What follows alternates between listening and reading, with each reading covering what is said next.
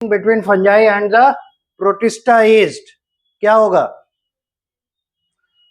तो सबसे पहले ये बताइए प्रोटिस्टा का क्लासिफिकेशन कितने पार्ट पे प्रोटिस्टा को बांटे थे? 4। कौन कौन सा? पहला कौन था? अरे क्राइसोफाइटा। क्या हो गया आप लोग को? फिर क्राइसोफाइटा में कितना था? 2। कौन कौन सा? डायटम एंड डेस्मिड, जिसे गोल्डन एंगली भी कहते हैं। सेकंड पोजीशन पे डायनोफ्लैजिलेट्स, अब तो याद आ रहा है। उसके बाद ठीक है यूग्लिनॉइड, फिर स्लाइम मोल्ड और प्रोटोजोअन्स। तो ये जो 5 आप बताए, पहले 4 बोल रहे थे, 5 याद आ गया। अब इन 5 में कौन सबसे क्लोज है फंजाई का? Slime moulds.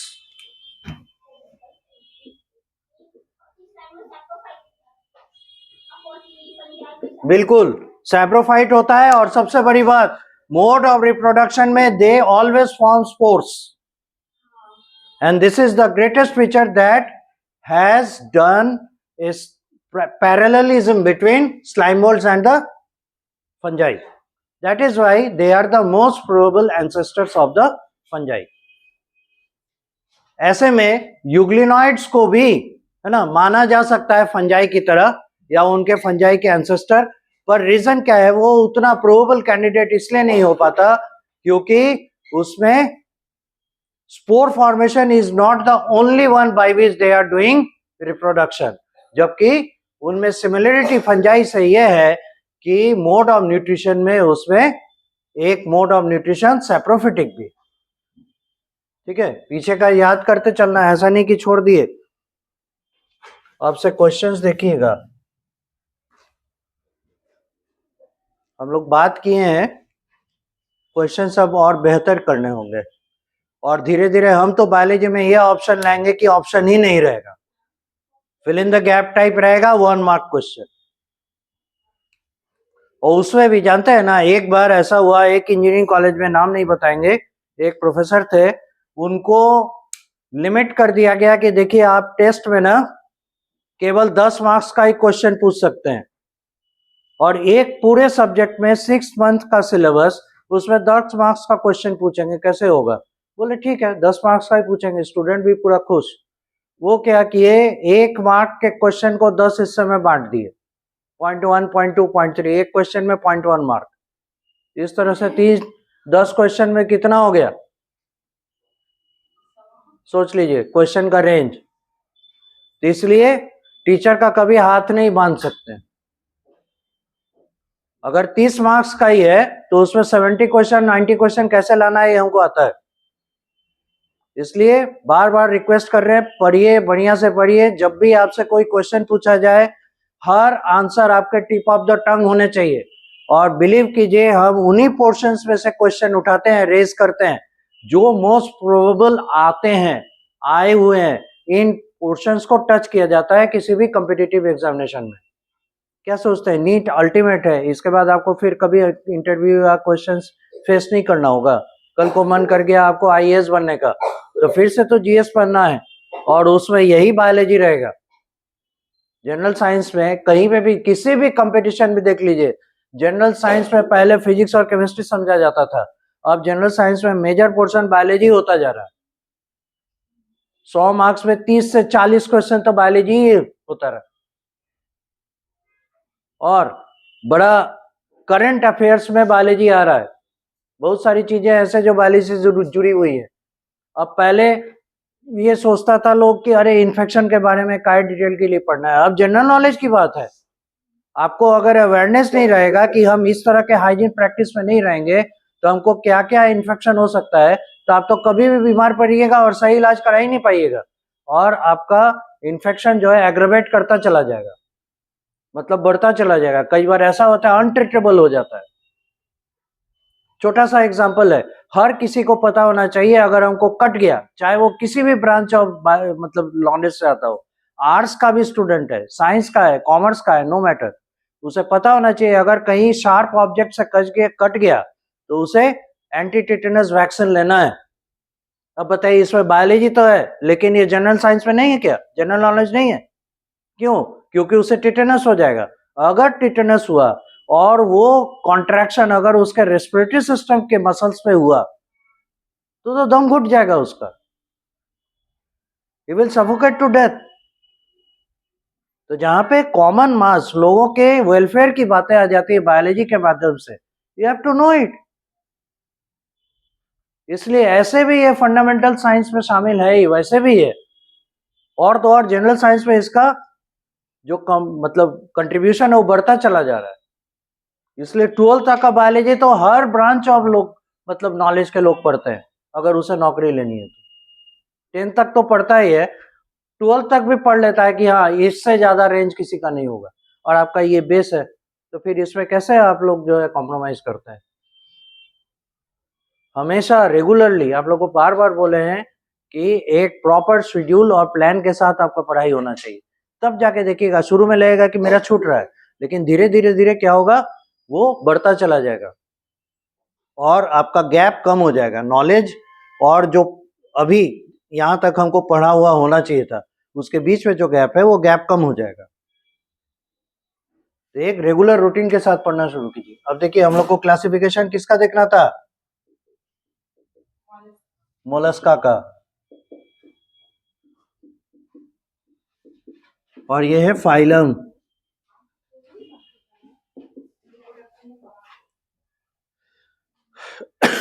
रिप्रोडक्शन डेवलपमेंट तक हो चुका था। इसमें बताइए तो कितने क्लासेस रखे थे? 7। तो class number 1 aplacophora, class number 2 monoplacophora,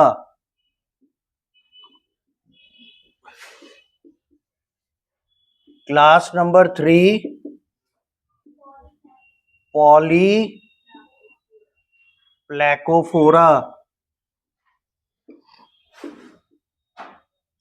class number 4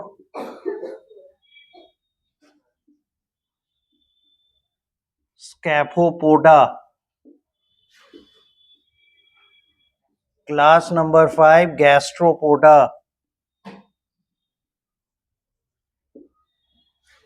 class number 6 pelecypoda, या इसी को बाइवाल्विया कहते हैं, class number 7 Cephalopoda.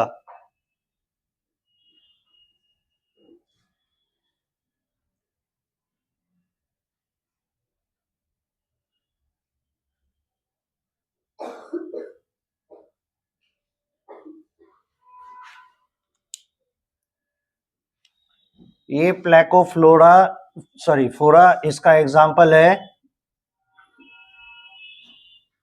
कीटोडर्मा।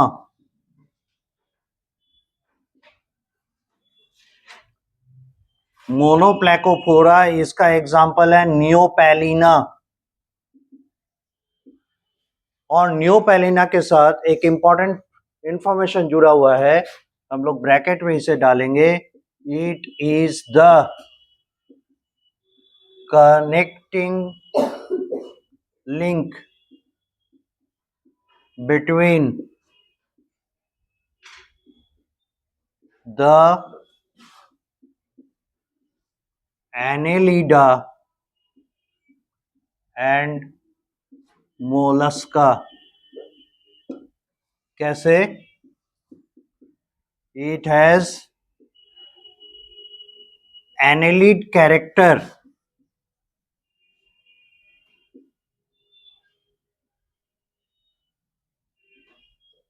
as worm-like shape and molluscan character as shell of calcium carbonate presence।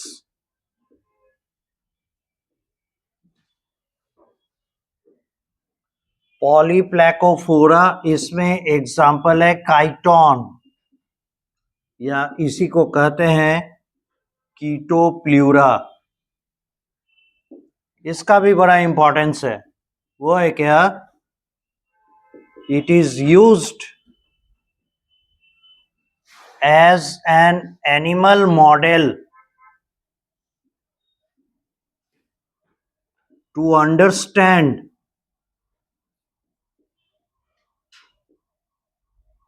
the process of biomineralisation. अब ये क्या चीज है? बायोमिनरलाइजेशन मतलब हो गया using inorganic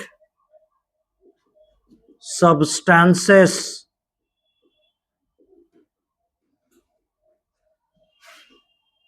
as a structure component of the body। जैसे इसका जो रेस्पिंग ऑर्गन होता है रेडुला, उसमें आयरन पाया जाता है।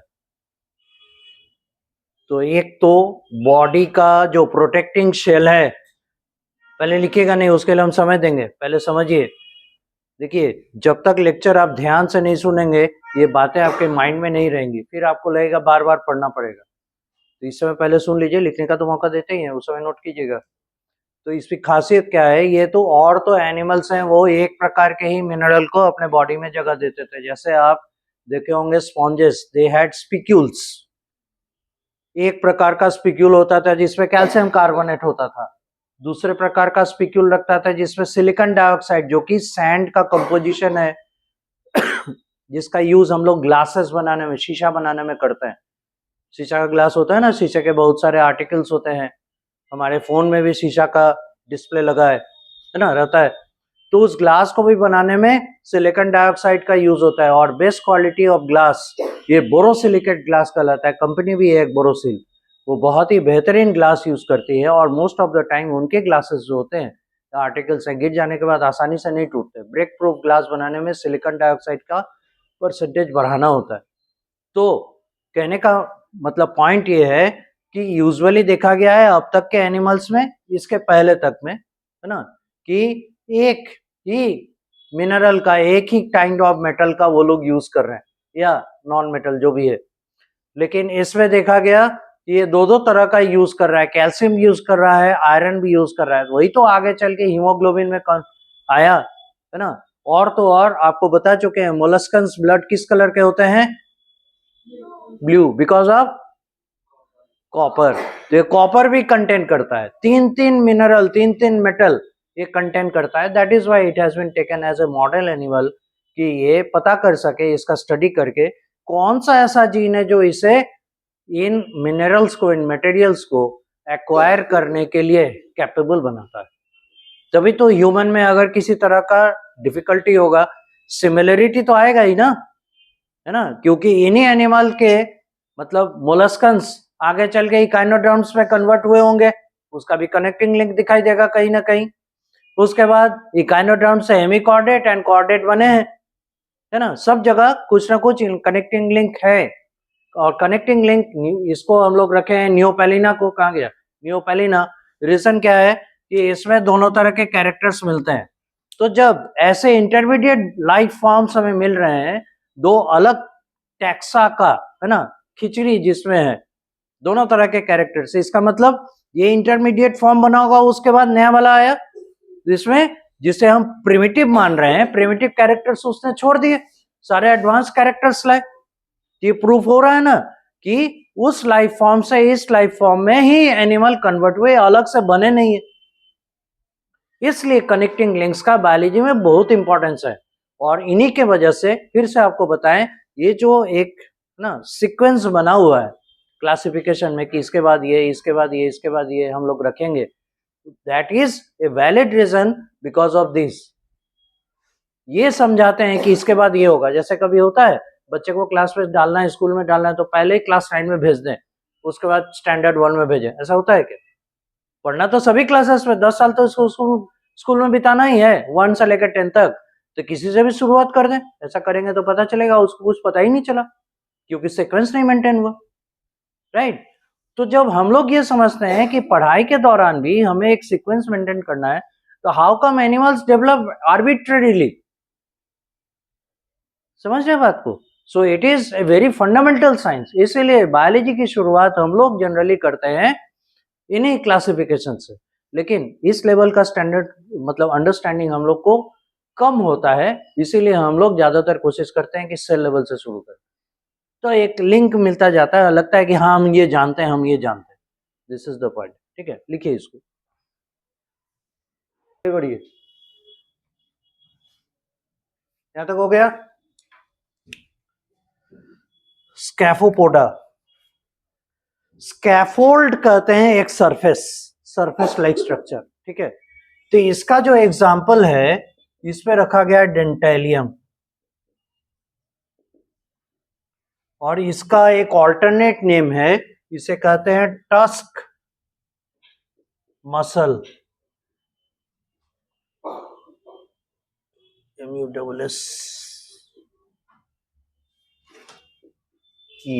मसल।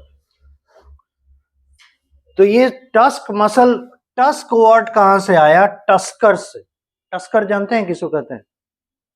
टस्कर कहते हैं एलिफेंट को, और उसका जो उतना लंबा दांत निकला हुआ रहता है, that teeth is called tusk. So that is why that is an animal tusker उसे कहते हैं। वही वहीं से इसका टर्म आया। इसका रीजन क्या है? इसका जो बॉडी का शेप है वो देखने में हाथी के दांत जैसा लगता है। Tusk means teeth of elephant.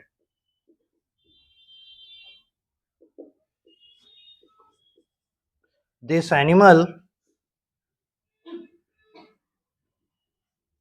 looks like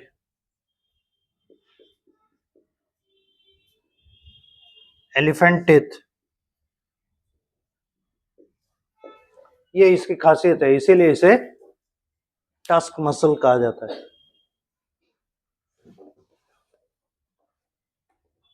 बहुत कुछ है समझाने के लिए, बताने के लिए, लेकिन आप लोग बनिए तो सही उस लायक।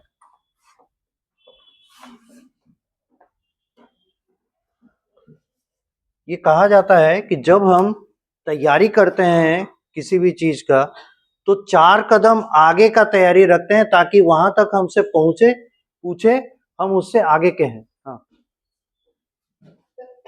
गैस्ट्रोपोडा, गैस्ट्रो मीन्स होता है स्टमक, यानी ये मीन कर रहा है एब्डोमेन। तो ऐसे एनिमल्स के एब्डोमेन के ठीक नीचे उसके वॉकिंग फुट होते हैं, चलने वाले पैर, इसीलिए हम लोग कहते हैं इसे गैस्ट्रोपोडा, यानी बेली अबव द फुट, है ना, पैर के ऊपर इसका पेट है। So that is why this term has come. This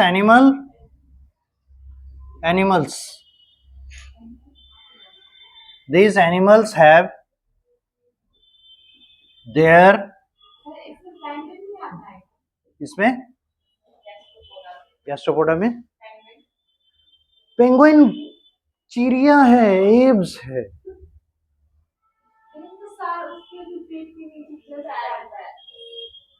that is A bird, that is chordate, Chordata में आएगा बर्ड, एब्स, वो चिड़िया है। So these animals have their walking legs below their abdomen, and so the name of this class gastropoda। Example, pila, इसे कहते हैं Apple snail भी कहते हैं। उसके बाद लिमनिया, उसके बाद आता है लिमैक्स एटसेट्रा। ये सभी शंख हैं।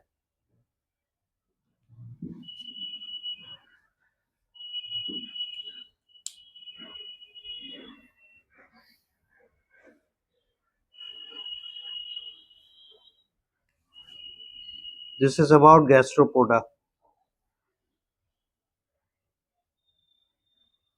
पेलेसाइपोडा या बाइवाल्विया, याद है एक एनिमल हम लोग पढ़े थे, एनिमल नहीं, क्राइसोफाइटा पढ़े थे जो, उसमें मतलब इसमें क्या कहते हैं, प्रोटिस्टा में क्राइसोफाइट्स था। क्राइसोफाइट्स का बॉडी प्लान हम लोग क्या बोले थे, जस्ट लाइक सोप बॉक्स, है ना।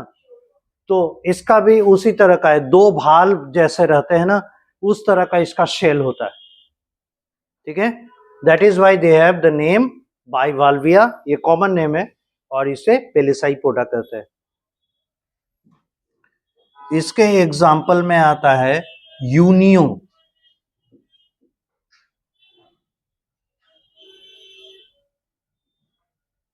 माइटिलस,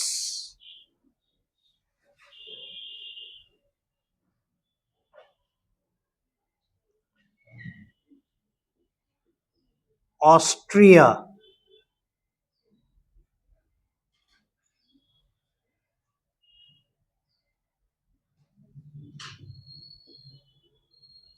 पिंक टाडा,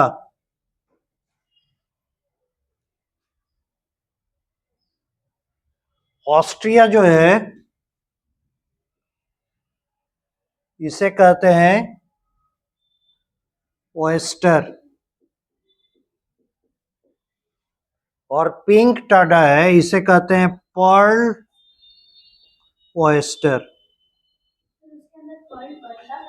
वो बता रहे हैं ओएस्टर एडिबल है, ठीक है, पर इसे खाया नहीं जाता पिंक टाडा को, बाद में पता नहीं क्या करते हैं, लेकिन ऐसे ये खाने के लिए इसे कल्चर नहीं किया जाता है। होता क्या है, इसके बॉडी कैविटी के अंदर, है ना, मतलब उसके वाल्व को फैला के, कैल्शियम कार्बोनेट का जो शेल है उसको थोड़ा सा फैला के उसमें एक एक छोटा सा बालू का, सैंड का पार्टिकल डाल दिया जाता है, उसके बाद उसको छोड़ देते हैं।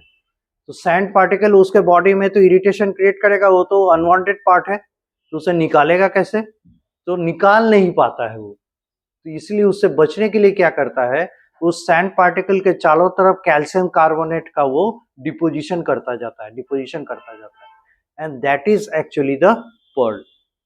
तो कैल्शियम कार्बोनेट का मास है, वही पर्ल होता है। उसी को पॉलिश करके एक से एक कलर पे उसे कन्वर्ट करते हैं, है ना। हाँ, ओरिजिनल जो पर्ल होता है वो वाइट होता है और कैल्शियम कार्बोनेट का बना हुआ है, इसलिए ओरिजिनल पर्ल हमेशा आपको छूने पे ठंडा लगेगा।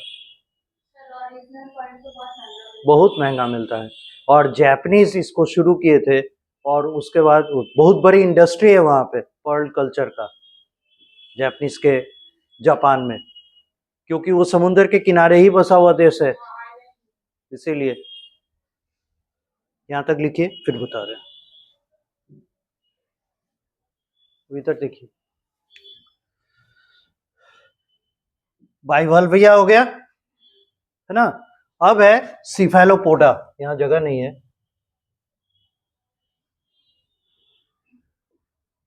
देखिए सिफेलो एक बार बोले हैं, cephalo brain, related to brain, और पोडा लेग, ठीक है। यानी ऐसा सोचने लगेंगे कि ब्रेन के नीचे लेग है, नहीं वो नहीं है, पर हेड के नीचे डायरेक्टली इसका पैर होता है। They have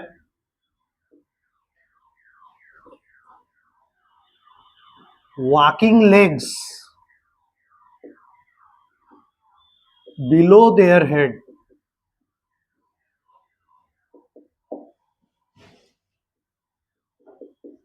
Example, octopus,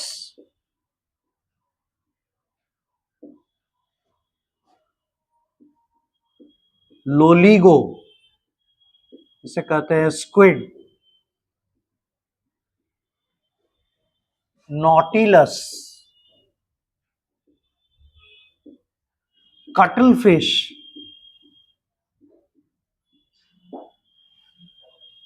etcetera. Cuttle fish खाया जाता है, ये बहुत बड़े बड़े साइज का होता है और बहुत ही बेहतरीन सी फूड है। ठीक है, पूरा कीजिए।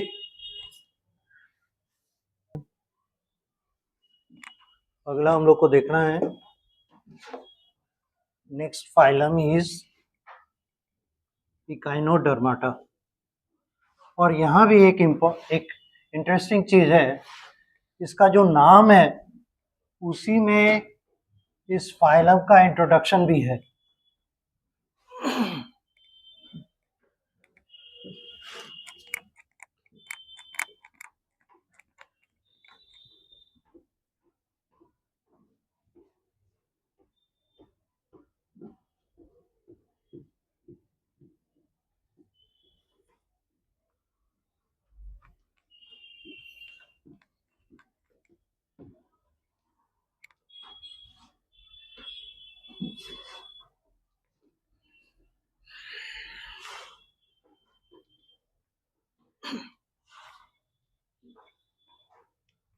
Next phylum is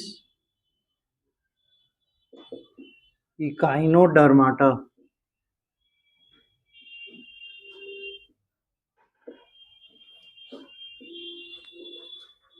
general properties as usual,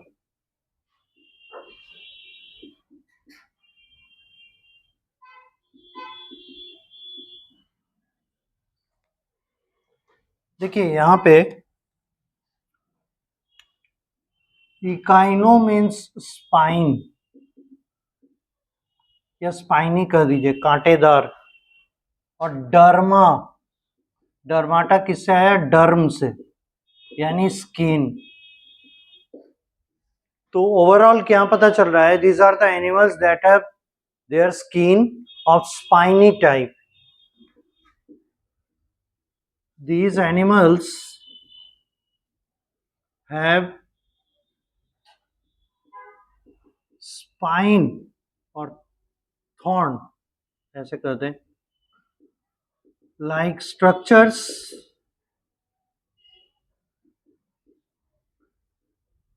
over the body surface।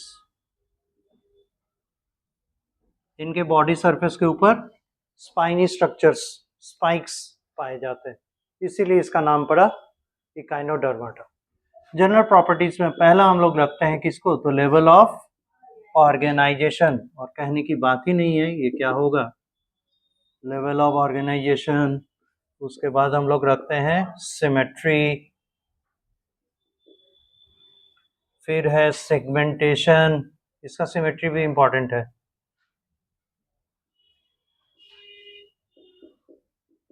Segmentation, फिर है नंबर ऑफ जर्मिनल लेयर्स,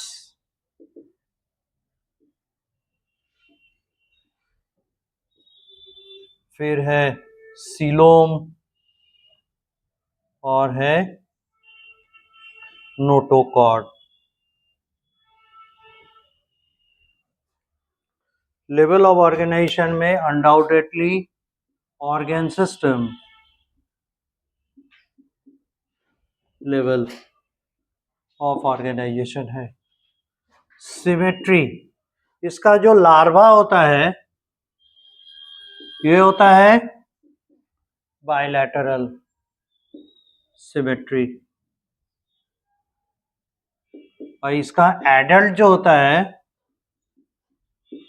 उसमें रेडियल सिमेट्री हम लोग कहते हैं। Radial symmetry of the type pentameric, ये याद रखिएगा। पेंटामेरिक कहने का मतलब है इसमें 5 आपको सिमेट्री एक्सिस ड्रॉ करने के मौके मिलेंगे, लाइक दिस। मान लीजिए ये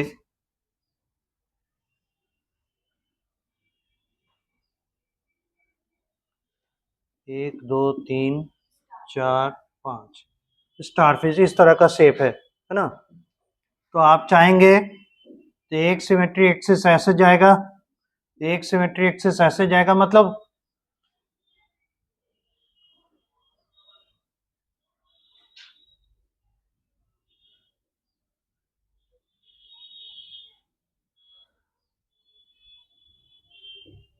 तो first, second, third, fourth, fifth, ऐसे अगर 5 पाँव है ना, तो ऐसे अगर पार करेंगे 2 हिस्से में बढ़ सकता है, ऐसे अगर पार करेंगे 2 हिस्से में बढ़ सकता है, ऐसे अगर पार करेंगे, तो इस तरीके से आपको 5 सिमेट्री एक्सिस मिल सकते हैं। इसीलिए इन्हें, है ना, मोर देन 1 हो गया, रेडियल में आ गया, लेकिन रेडियल में कैसा लिमिटेशन है 5, इसीलिए ये पेंटामेरिक सिमेट्री में गिनाता है, राइट। अब आते हैं सेगमेंटेशन, तो सेगमेंटेशन एब्सेंट है। Number of germinal layers triploblastic ही होगा।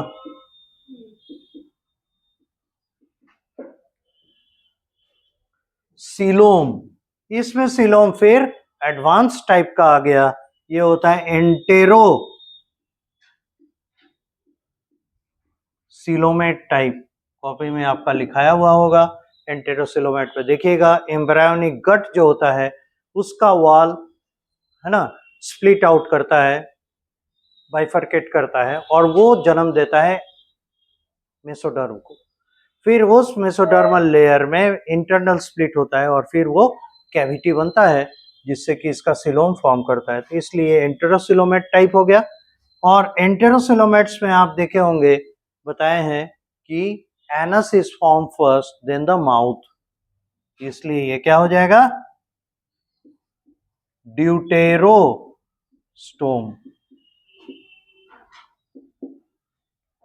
स्टोम यानी माउथ,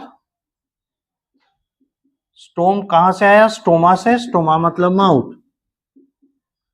ड्यूटेरो यानी सेकेंडरी या सेकेंड, तो mouth forms second, anus forms first, that is why these are deuterostomes, ठीक है।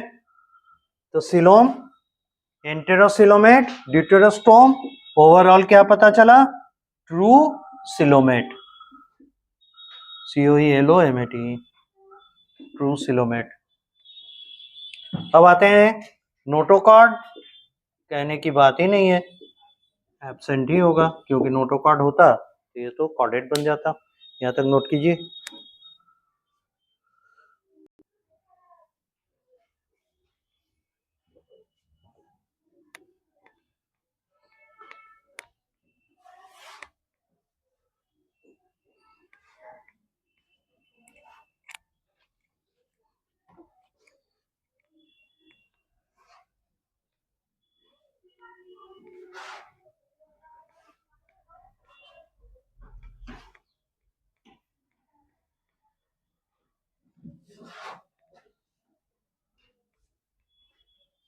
इसके बाद हमको देखना है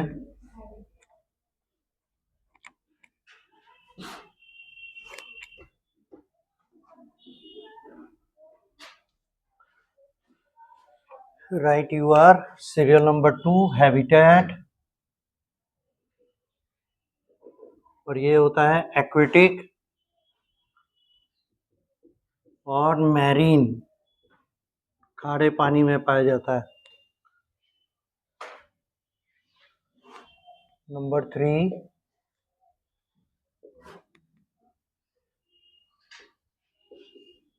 बॉडी प्लान, शेप जो होता है वो होता है star like with 5 projecting oral arms, oral arms कहते हैं, है ना, उसका जो पैर है उसे हम लोग ओरल आर्म्स कहते हैं। रीजन क्या है, जहां उसका माउथ है उसी के बगल से इसका पैर ओरिजिनेट कर रहा है, इसी के लिए। अगर इसका डोर्सल सरफेस देखें और वेंट्रल सरफेस देखें तो आपको मिलेगा ये माउथ, ये हो गया dorsal surface.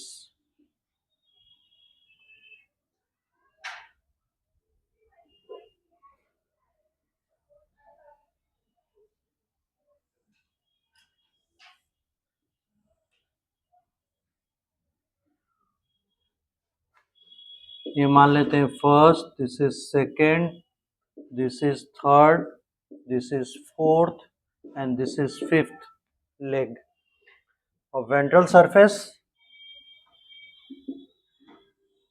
This is first,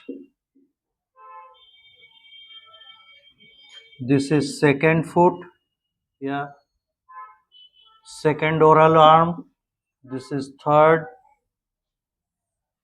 this is fourth and this is fifth oral arm. ठीक है, ये हो गया वेंट्रल सरफेस। ठीक है, ये वेंट्रल सरफेस और ये डॉर्सल सरफेस। इसका माउथ जो होता है डॉर्सल एंड पे होता है, डॉर्सल सरफेस की तरफ, वेंट्रल सरफेस की तरफ एनस होता है। ये जो आपको प्रोजेक्शन दिख रहा है प्रोबेबली एनस है। तो जिस सरफेस पे माउथ है, mouth bearing surface of the body is called oral surface. Opposite surface of mouth इसको कहते हैं एबओरल, एबोरल सरफेस।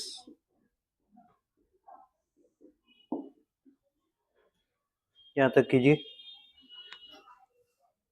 सही हो जाएगा।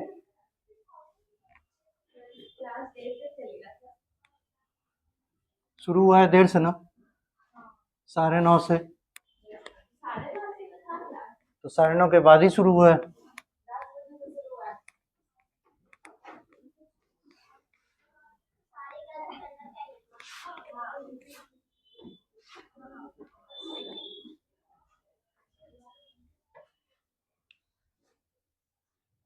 Serial number 4, digestive system. ये होता है कंप्लीट, बात नहीं, complete mouth and anus present,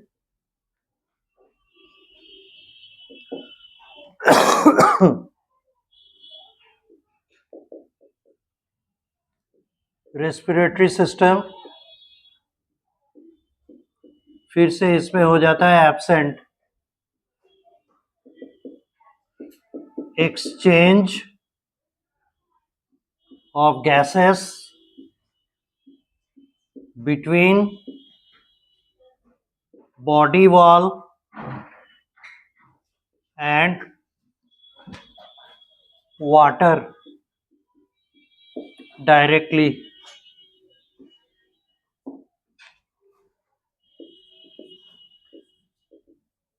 Circulatory system, इसमें वाटर वैस्कुलर सिस्टम आ जाता है फिर से, वाटर वैस्कुलर सिस्टम।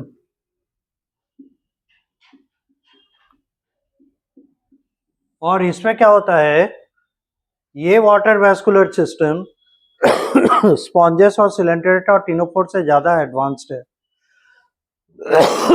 उसमें क्या होता है, एक एंड से वाटर आता है, एक बड़े से कैविटी में वो वाटर इन करता है, फिर उसी कैविटी से बाहर निकल जाता है। इसमें क्या होता है, वाटर टेकन अप, एक उसका एंट्री पॉइंट होता है, उसे कहते हैं हम लोग मैट्रिपोराइट, है ना, फनल शेप्ड होता है। Water vascular system, it is more advanced than porifera and coelenterata. इसमें होता है क्या है,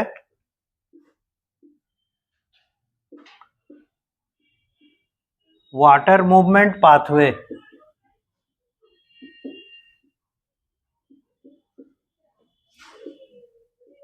मेड्रीपोराइट, इसे कहते हैं funnel shaped structure.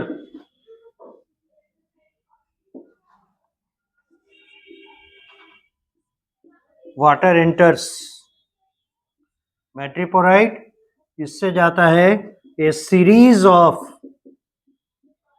Tubes present in the body.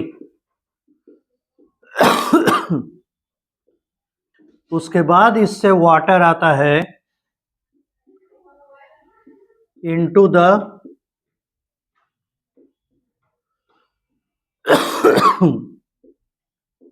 Oral arm, या इसी को हम लोग ट्यूब फिट कहते हैं।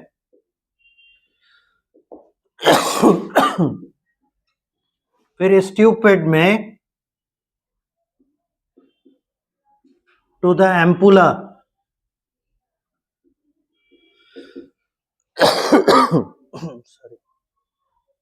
इस एम्पुला से वाटर एग्जिट होता है, वाटर एग्जिट्स।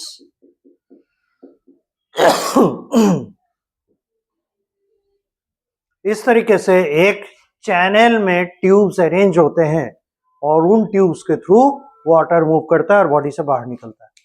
यह है इसका वाटर वैस्कुलर सिस्टम। यहीं तक रखिए।